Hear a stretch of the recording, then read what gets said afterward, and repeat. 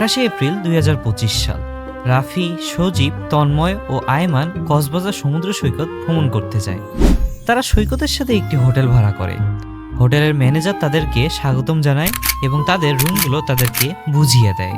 সকালের নাস্তায় তাদের জন্য আসে পিৎজা, কেক, মাছের কাবাব ও বার্গার, আর সর্বশেষ ছিল কফি, স্প্রাইট ও লেমন জুস।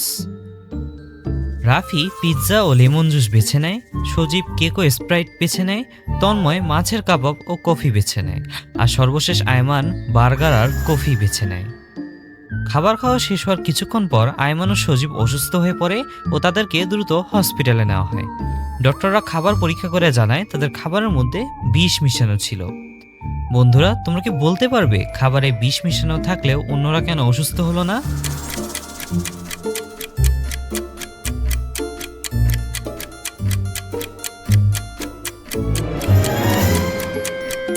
বন্ধুরা, সকালে নাস্তায় দেয়া খাবারের মধ্যে শুধুমাত্র কফি খেয়েছিল আয়মান আর তন্ময়, আর কফির মধ্যে বিষ মিশানো ছিল। অন্যরা যেহেতু কফি খায়নি, তাই তারাও কোনো রকম অসুস্থ হয়নি। কি বন্ধুরা, কেমন লাগলো ধাঁধাটি? চলো দেখি পরবর্তী ধাঁধাটি। বন্ধুরা, এখানে আমরা একটি ছবি দেখতে পাচ্ছি। তোমরা কি বলতে পারবে এখানে কি কি পার্থক্য বিদ্যমান আছে?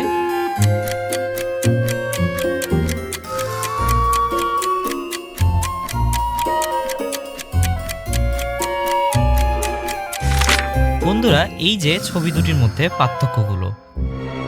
বন্ধুরা, এই ধাঁধাটি একটু ম্যাথমেটিক্যাল, একটু মনোযোগ দিয়ে শোনো। মনে করো তুমি একদিন জ্বর নিয়ে ডাক্তারের কাছে গেলে। ডাক্তার তোমাকে 3টি বড়ি দিল, বলল 30 মিনিট পর পর একটি করে বড়ি খেতে। বন্ধুরা, বলো তো সবগুলো বড়ি শেষ হতে তোমার কতক্ষণ সময় লাগবে?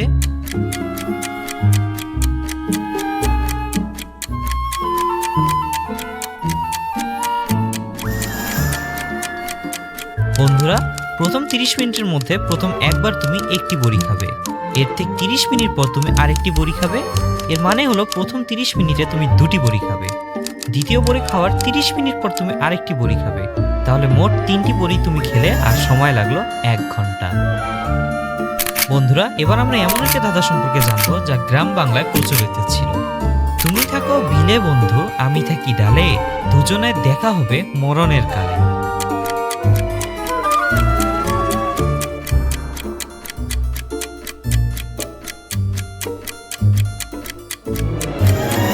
বন্ধুরা, উত্তরটি হবে মরিচ ও মাছ। মরিচ গাছে জন্মায় আর মাছ থাকে বিলের পানিতে। যখন মাছ রান্না করা হয় তখন তাদের মরিচ দেওয়া হয় মশলা হিসাবে। বন্ধুরা, আজকের ভিডিওতে এই পর্যন্তই। পরবর্তী আরও এরকম ভিডিও পেতে আমাদের চ্যানেলটি সাবস্ক্রাইব করো ও বন্ধুদের সাথে শেয়ার করো। দেখা হবে পরবর্তী ভিডিওতে। ততদিন সবাই ভালো থেকো। বিদায়।